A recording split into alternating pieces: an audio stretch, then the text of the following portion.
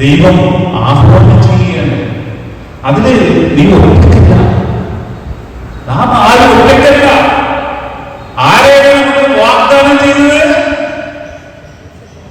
Yes, പരിശുദ്ധാത്മാവിൽ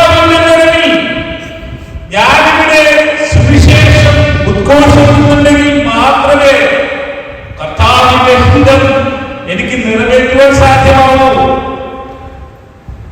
പ്രസംഗം മാത്രമല്ല, നമ്മുടെ ഓരോ പ്രവർത്തനങ്ങളും കൊണ്ടും നാം ക്രിസ്തുവിനെ വഹിക്കുന്നവരാകണം. നാം നമ്മുടെ മക്കളെ വളർത്തുമ്പോഴും, നാം നമ്മുടെ ഭർത്താവിനെ ശുശ്രൂഷിക്കുമ്പോഴും, ഭാര്യയെ ശുശ്രൂഷിക്കുമ്പോഴും, മാതാപിതാക്കളെ, സഹോദരങ്ങളെ, മറ്റു വ്യക്തികൾക്ക് ശരിയായ വഴി പറഞ്ഞുകൊടുക്കുമ്പോഴും നാം കർത്താവിന്റെ നാമത്തെയാണ് മഹത്വപ്പെടുത്തുന്നത്. ഇത് തന്നെയല്ലേ കർത്താവ് ആഗ്രഹിക്കുന്നത്? നിങ്ങൾ ചെയ്യുന്ന ഓരോ പ്രവർത്തനങ്ങളിലും എന്റെ കഴിവുകൊണ്ടാണ് ഞാൻ ചെയ്യുന്നത് എന്നുള്ള ചിന്ത വന്നു കഴിഞ്ഞാൽ ആ മഹത്വം എത്ര പണികൾ ചെയ്തു കഴിഞ്ഞാലും അത് കർത്താവിലേക്ക് എത്തില്ല. നീ ആ മഹത്വം സ്വീകരിച്ചു. എന്റെ കഴിവുകൊണ്ടല്ലേ ജനത രാജാവാണ് എന്റെ ഞാൻ പറഞ്ഞതല്ലേ എന്നുള്ള ചിന്തയിലൂടെ ബാബുൽ രാജാവ് അഹങ്കരിക്കുമ്പോൾ ആ സമയം തന്നെ എന്ത് സംഭവിച്ചു? അപ്പോൾ നാശത്തിലേക്ക് പോകാനുള്ള കാരണം നമ്മുടെ ഓരോ പ്രവർത്തനം, ഞാനിപ്പോ ഇവിടെ വന്നത് എന്റെ പ്രവർത്തനം കൊണ്ടല്ല, എന്റെ സത്യവതി റിയലി ഞാൻ എൻജോയ് ചെയ്യുന്നുണ്ട്. ഇവിടെ വന്നിട്ട് കർത്താവിന്റെ വചനം ലോകത്തിന് കൊടുക്കുമ്പോൾ അതിൽ ഒരു ആനന്ദമുണ്ട്. അതൊരു പ്രകാശമാണ്. ലോകത്തിന് കൊടുക്കാനുള്ള വലിയൊരു പ്രകാശം നമ്മളിലേക്ക് സഹായകനായ പരിശുദ്ധാത്മാവിൽ നിറഞ്ഞ് സംസാരിക്കാൻ കിട്ടുമ്പോഴും നാളെ സന്തോഷമുണ്ട്. റിയലി നാം ഓരോരുത്തരും ആ പരിശുദ്ധാത്മാവിന്റെ ധരണികൾ വന്നു കഴിഞ്ഞാൽ ഈ ലോകമൊന്നുമല്ല എന്നുള്ളൊരു തോന്നലേക്ക് കർത്താവായിട്ട് നമ്മൾ പറയുന്നത് നമ്മളുടെ ഓരോ ആവശ്യങ്ങളും അറിയുന്ന കർത്താവ് പറയുന്നു, നീ യേശുവിനാണ് എന്ത് ചോദിച്ചു കഴിഞ്ഞാൽ നിനക്ക് ലഭിക്കുന്നതല്ലേ. കൂടുതലായി ആരോപിക്കുന്നവരെ പരിശുദ്ധാത്മാവിനെ ലഭിക്കുന്നുണ്ട്. സോളമൻ രാജാവായപ്പോൾ കർത്താവിന്റെ മുമ്പിൽ ഒരേ ഒരു സമർപ്പണം മാത്രം, ഒരേ ഒരു ആഗ്രഹം മാത്രം സബ്മിറ്റ് ചെയ്തിരുന്നു. എന്തായിരുന്നു?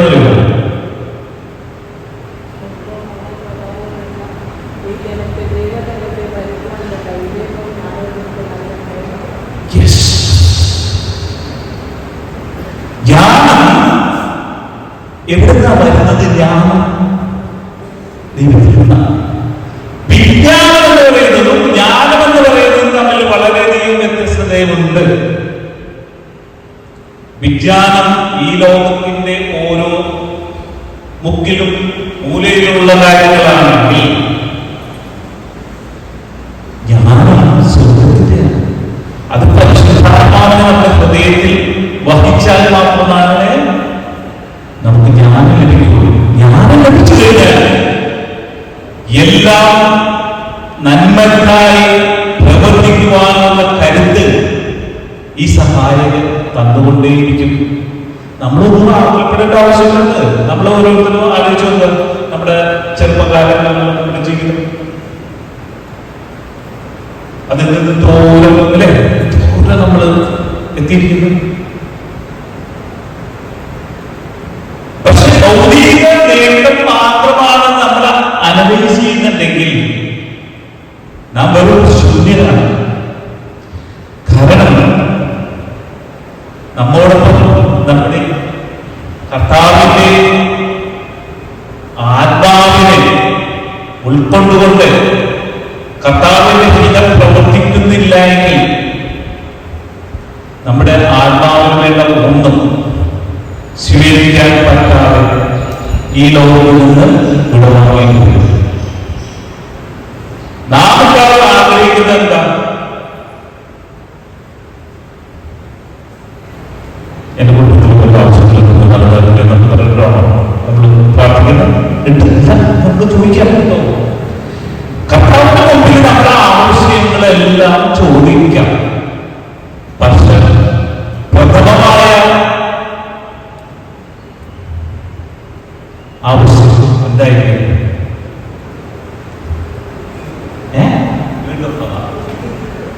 നിത്യജീവൻ. അതെ, നിത്യജീവനിലേക്ക് എത്തുവാനായിട്ടുള്ള വഴിയാണ് ഈ സുവിശേഷം. നമുക്ക് അത് വായിച്ചുകൊണ്ടാണ് മനസ്സിലാവുക.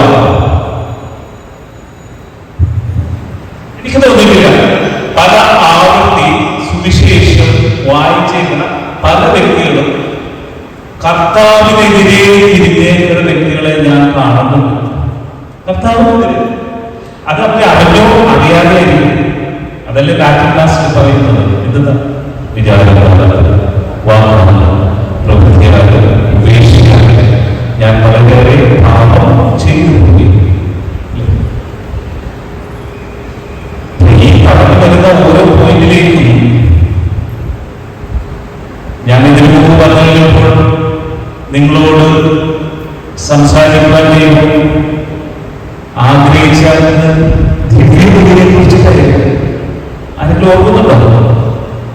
ദിവ്യബലി എന്താണ്? ദിവ്യബലി നാം ഓരോരുത്തരും ഇവിടെ വന്ന് പങ്കെടുക്കുന്നുണ്ട്. എന്താണ് അത്? സ്വീകാര്യമായ ബലിയാണോ അല്ലയോ എന്ന് എങ്ങനെ തിരിച്ചറിയണം? നാം ഈ ബലിപീഠത്തിലേക്ക് എത്തുമ്പോൾ കർത്താവായ യേശു ആരാണ്? നിത്യപുരോഹിതനും കുഞ്ഞാണ്, ബലിപീഠവുമാണ്. പിതാവായ അത്രക്ക് അനുഗ്രഹദായകമായ തന്റെ സുഖനെയാണ് വിട്ടിട്ട് പാപികളായ നമ്മൾക്ക് വേണ്ടി ബലിയർപ്പിച്ചത് എന്നുള്ള ആ സത്യം മനസ്സിലാക്കിയിട്ട് വേണം നാം ഈ ദിവ്യബലിയിൽ പങ്കെടുക്കേണ്ടത്. ആ പങ്കെടുക്കുമ്പോൾ നമ്മളുടെ ജീവിതത്തിൽ നമുക്ക് പല കുറവുകളും വന്നിട്ടുണ്ടാവും, പല തെറ്റുകൾക്കുണ്ടാവും. അനുതാപത്തോടെ കർത്താവിന്റെ മുമ്പിലേക്ക് എത്തിച്ചേർന്നു കഴിഞ്ഞാൽ കർത്താവിന്റെ ക്രോധം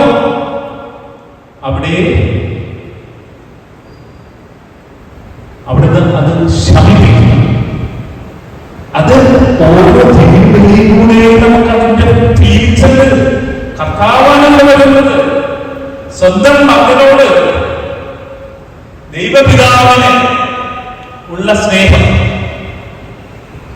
ആ സ്നേഹം വെച്ചിട്ടാണ് നമ്മള് പിതാവായ ദൈവത്തിന് ബലിയർപ്പിക്കുന്നത്. ബലിയർപ്പിക്കുന്നത് പുരോഹിതൻ മാത്രമല്ല, നാം ആരാണ്? രാജകീയ പൗരോഹിത്യത്തിൽ പങ്കാളികളായിട്ടുള്ളതാണ് ഓരോ മനുഷ്യരും.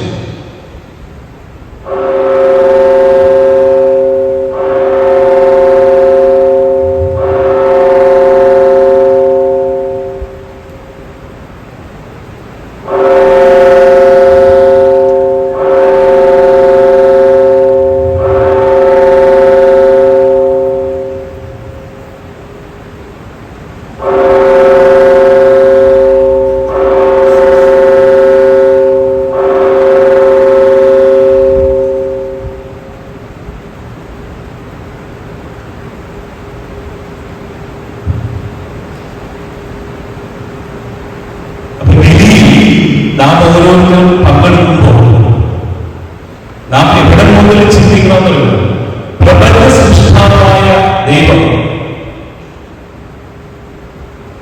തന്റെ എല്ലാ സൃഷ്ടികളും നടത്തിയ ശേഷം പിതാവായ ദൈവം ആഗ്രഹിക്കുന്നു തന്റെ രൂപത്തിലും സാദൃശ്യത്തിലും ഒരു സൃഷ്ടി വേണമെന്ന്. അല്ലെ? ആ സൃഷ്ടി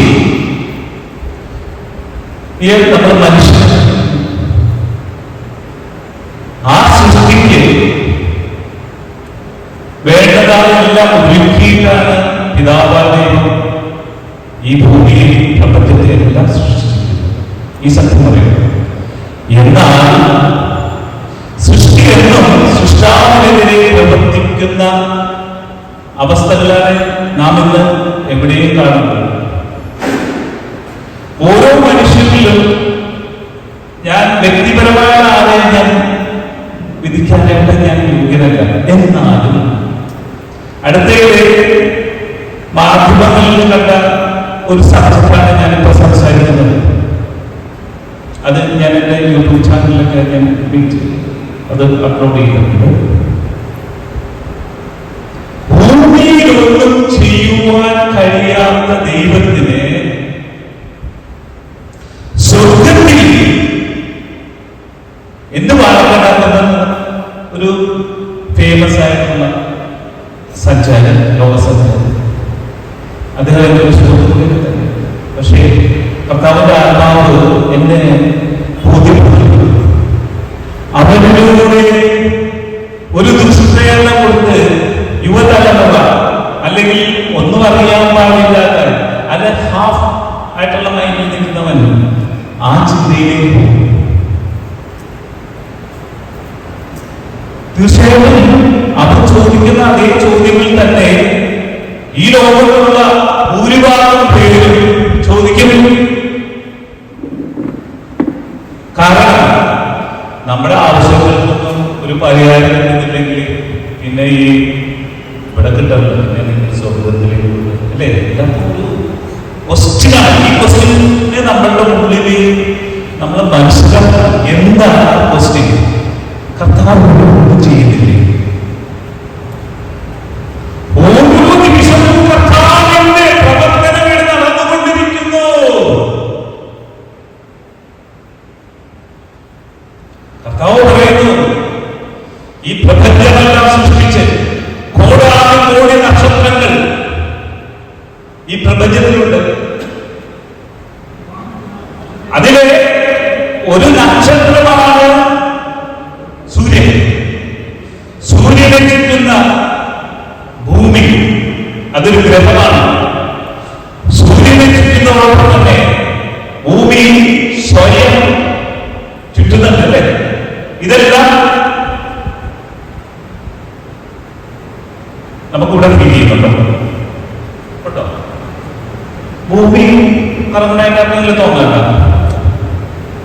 തോന്നണ്ട ആർക്കെങ്കിലും തോന്നലുണ്ടെങ്കിൽ ഇല്ലല്ലേ? തീർച്ചയായും നമുക്ക് ആർക്കും മനസ്സിലാവും എന്താ സത്യം. ഭൂമി കറങ്ങുന്നത് അല്ലെ? സൂര്യനെ അങ്ങനെ ഒരു ആളുണ്ടാവുന്നത് നമുക്ക് വർഷങ്ങളുടെ ഇതെല്ലാം അറിയുന്നു. ആ തരത്തിലാണ് അല്ലേ? ശരിയല്ലേ?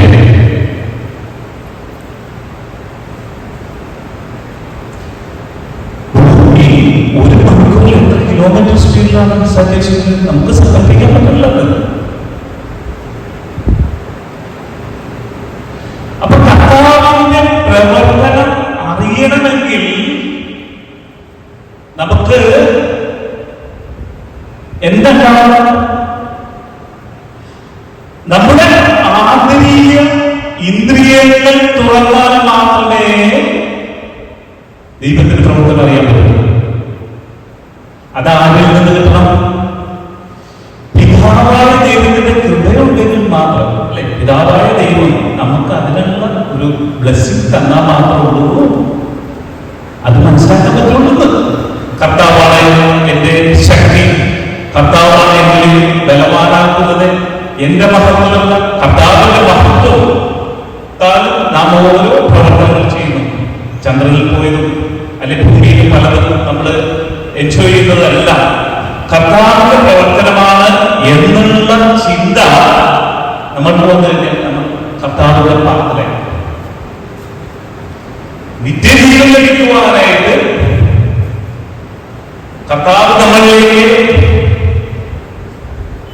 ഒരാവശ്യം പറയുന്നുണ്ട്. അല്ലേ? നിത്യജീവൻ ലഭിക്കാൻ എങ്കിലും എന്റെ പിതാവായ വിശ്വസിക്കുകയും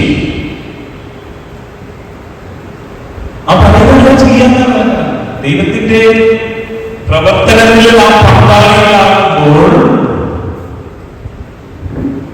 കർത്താവ് നമ്മളിൽ പ്രസാദിക്കും. നമ്മുടെ ഓരോ പ്രവർത്തനങ്ങളിലും ഈ ലോക ജീവിതത്തിൽ നമുക്ക് ആവശ്യമുള്ളത് ഭൗതികവുമായ ആത്മീയമായ എല്ലാ ഫലങ്ങളും തരുന്ന ദൈവത്തെ നമുക്ക് കാണാൻ സാധിക്കും.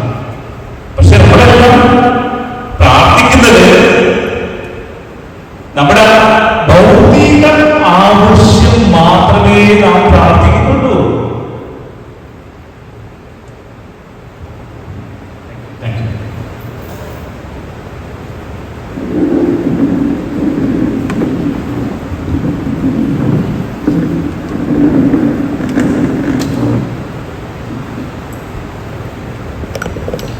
ഈ ആത്മീയ തലങ്ങളിലേക്ക് ഉയരാനായിട്ടാണ് നമ്മൾ ഓരോ കുർബാനയിലും